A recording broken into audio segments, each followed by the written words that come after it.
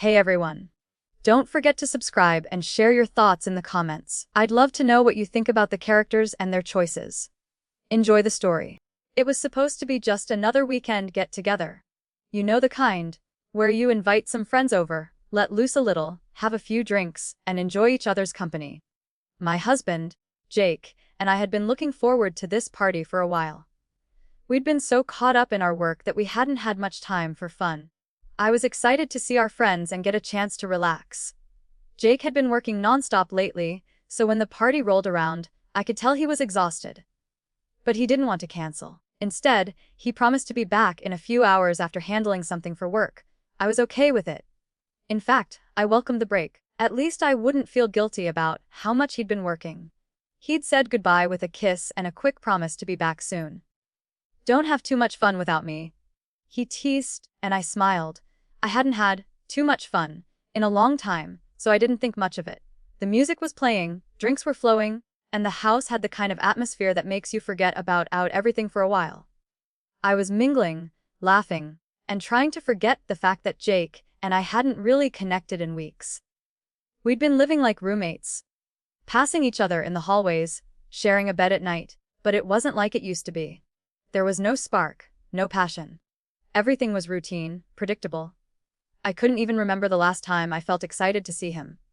That's when I met John. John was the DJ for the night, hired to play music and keep the party going. I'd seen him around a few times before, but I never really paid attention. He was a few years younger than me, tall, with messy hair, and a kind of energy that immediately pulled you in. He had that presence. The kind of guy who walks into a room and immediately feels like the center of attention, but not in an arrogant way. It was more like he was comfortable in his own skin. He wasn't just playing music, he was living it, feeling it, moving with it. And for the first time in a while, I felt something stir inside me. We made small talk at first, about the party, about the music. He complimented me on my dress, and I could tell he wasn't just saying it to be polite. I mean, I'd heard compliments before, but this one felt different. He wasn't just acknowledging my appearance, he was seeing me. Really seeing me.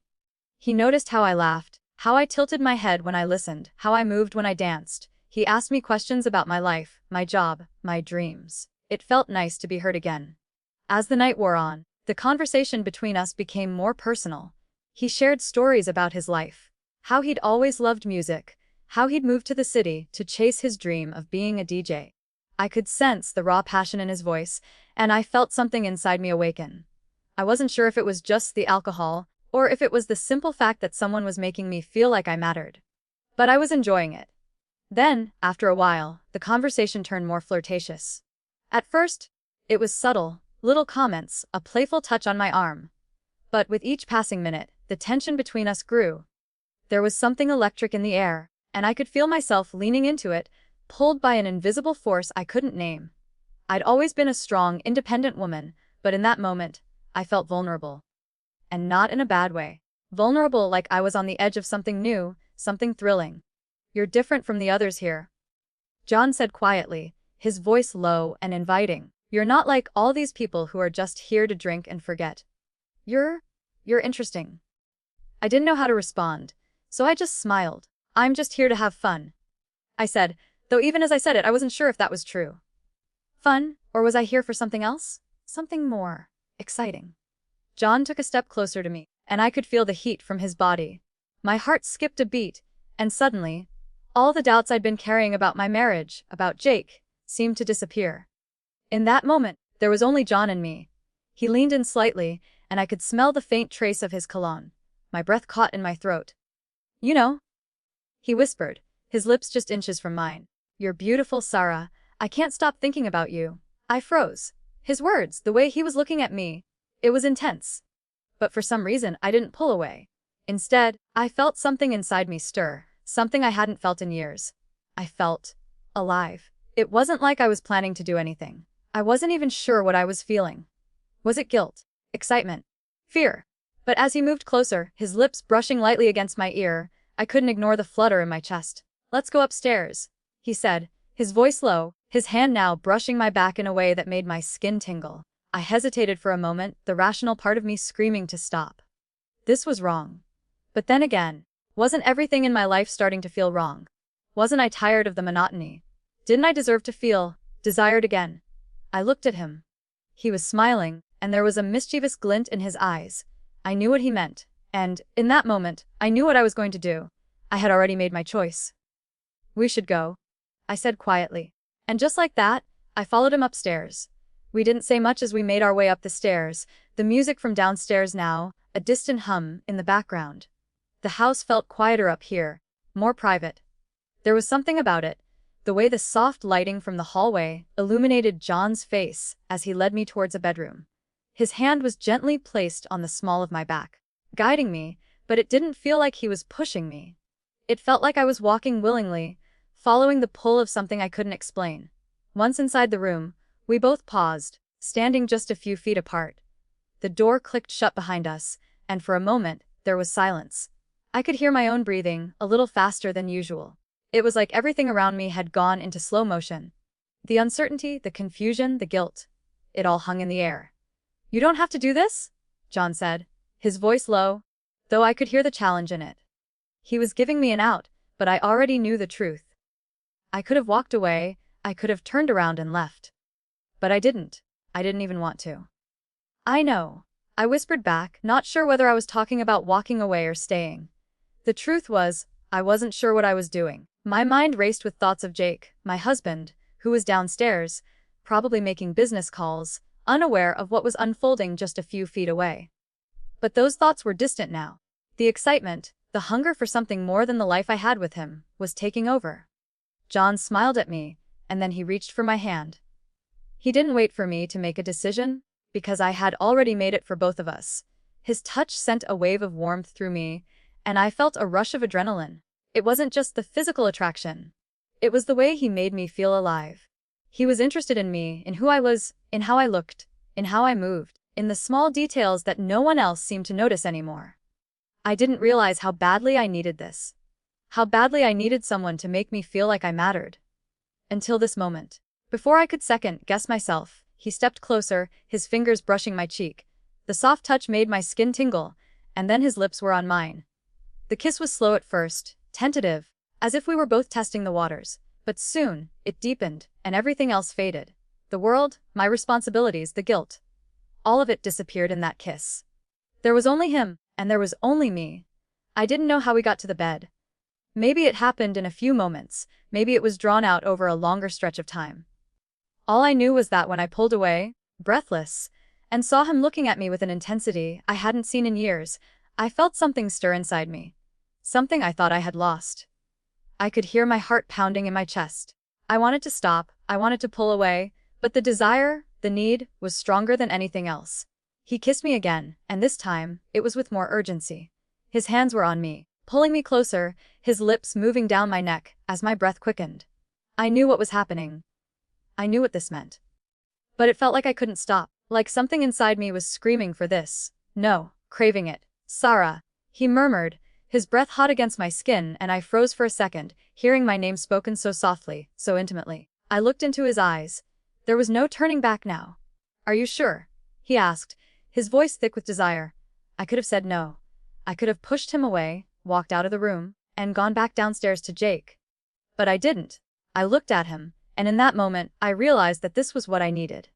I needed to feel wanted, to feel like I was more than just the woman who went through the motions of daily life. I needed this, even if it was wrong. I nodded, barely able to say the words, but the answer was in my eyes. "I want this," I whispered. And with that, everything else ceased to matter. He kissed me again, this time with a fierceness that sent waves of heat through my body. His hands were everywhere, on my back, my waist, my thighs, and it felt like I was seen again, like I was alive again. For a moment, the world outside of this room didn't exist. I don't know how long we were in that bed together. Time seemed to slow down, and all I could focus on was the rush of sensations, the way John's body felt against mine, the way he made me feel like I was the only person in the world that mattered. Every kiss, every touch, was like an antidote to the loneliness I'd been carrying for months. It was like waking up from a long, painful sleep. When it was over, I didn't know what to think. The reality of the situation hit me with a rush. I had just crossed a line I could never uncross. I had cheated on my husband. I had betrayed him in the most intimate way possible. But then another thought crept in. I didn't feel regret. At least not yet. I didn't feel like I had done something unforgivable. I felt free. I felt like I had finally taken control of my own life, even if it was in the worst way imaginable. John lay beside me, his hand resting on my bare skin. I could hear his breathing slowing down, and for a brief moment, I felt something like peace. I should have been overwhelmed with guilt, but I wasn't. Not yet. I didn't know what was going to happen after this, but in that moment, all I could think about was the feeling of being alive again. And then I heard it. Footsteps. The unmistakable sound of the door downstairs opening and closing. Jake had returned. My heart skipped a beat. It was over. He was back, and I had no idea how to face him now. The sound of Jake's footsteps reverberated through the house, each step a harsh reminder of the lie I just told myself. I froze.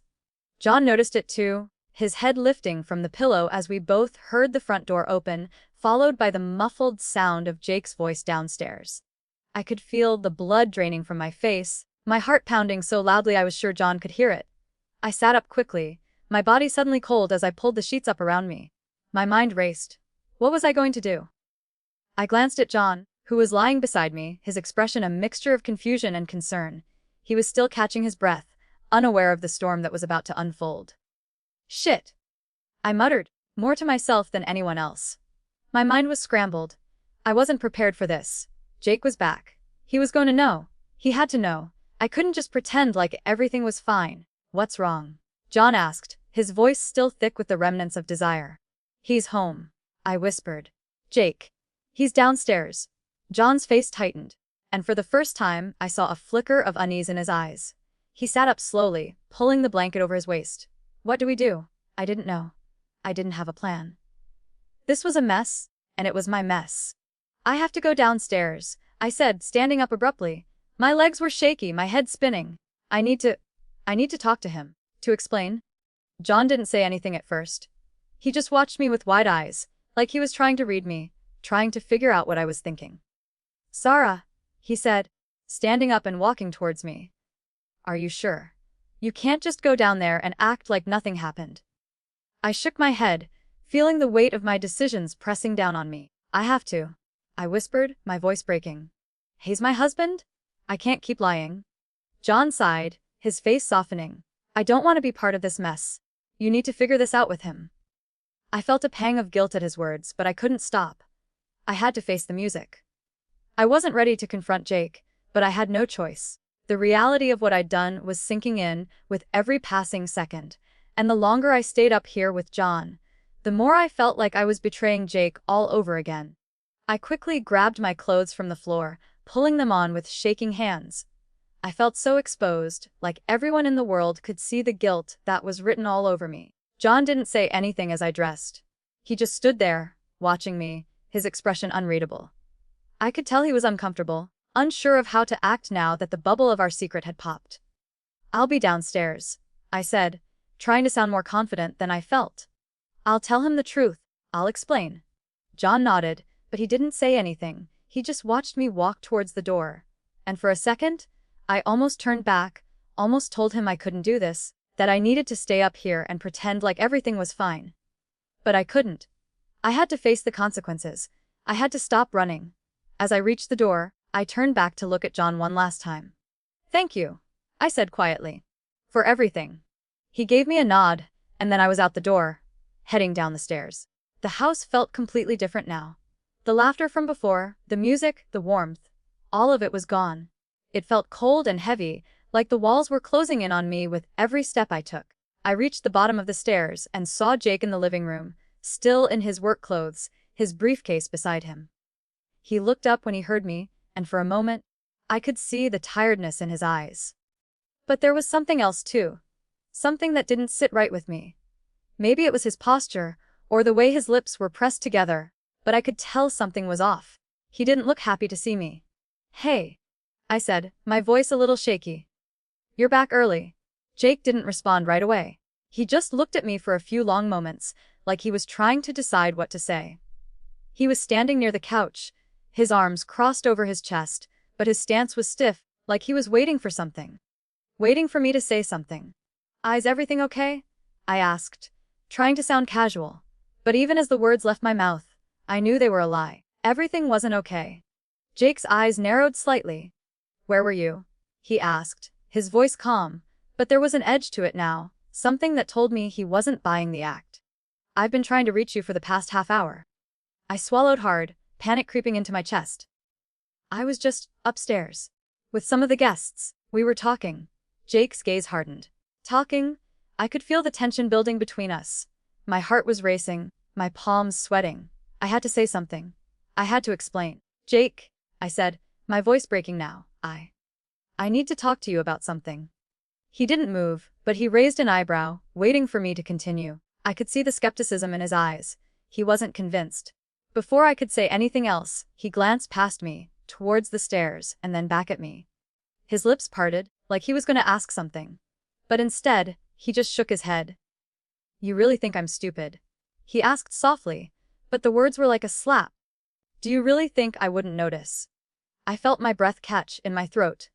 His voice was quiet, but it held a depth of hurt that hit me harder than anything else he could have said. I opened my mouth to respond, but no words came out. I know what happened, Sarah.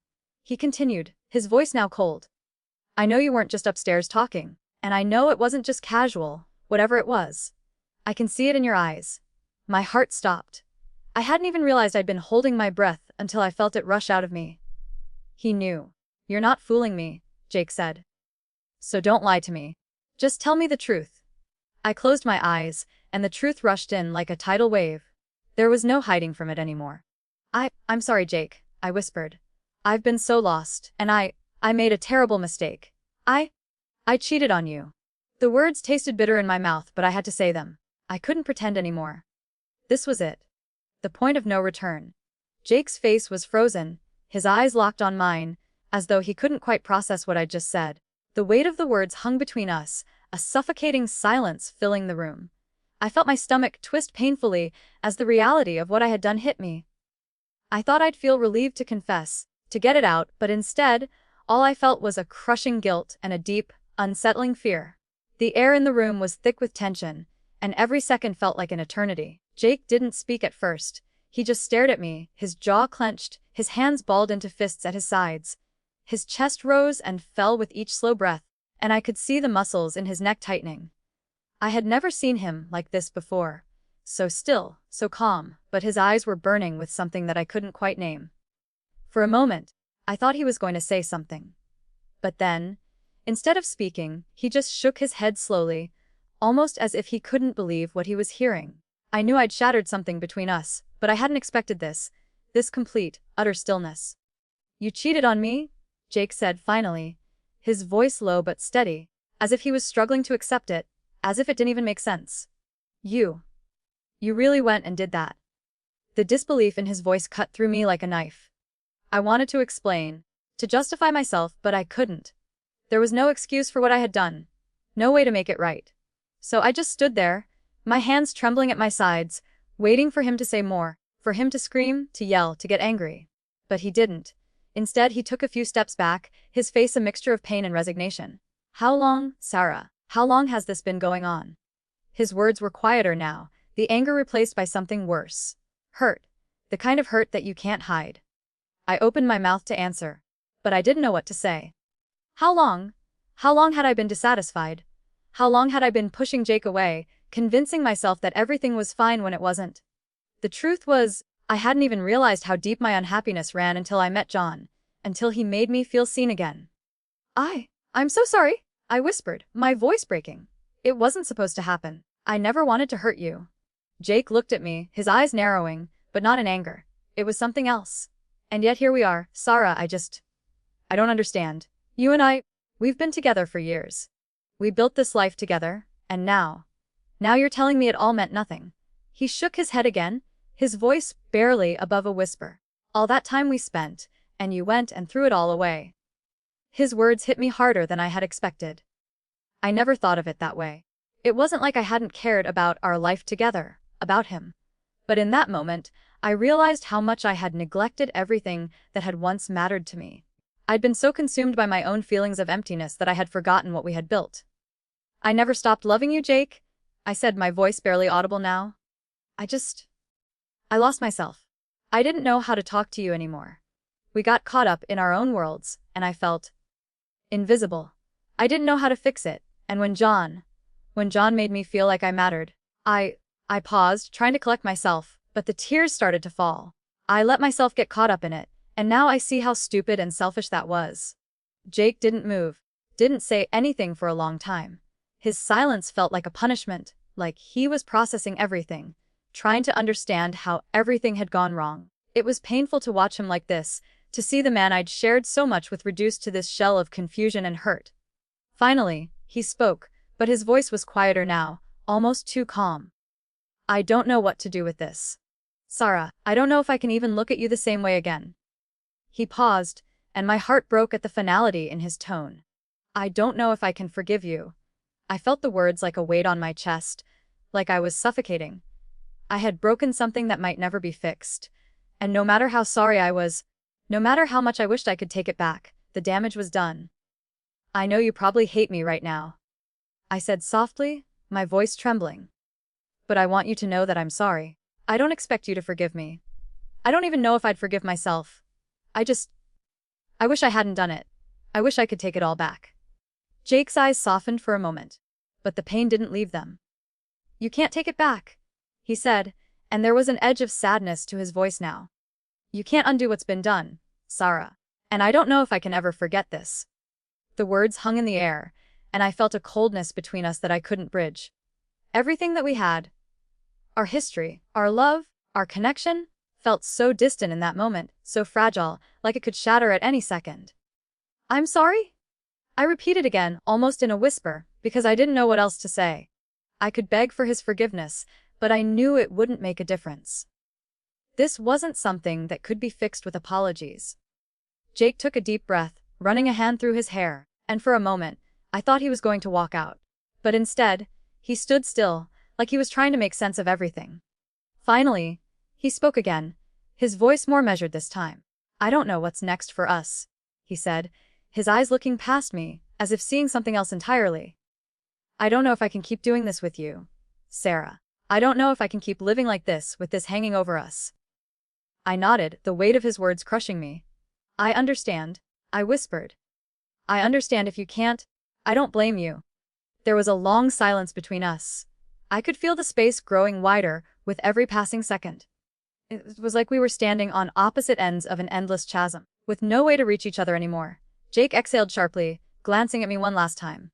I need some time, he said, his voice quiet but firm. I need time to think, to figure out what I want. I nodded again, feeling tears well up in my eyes.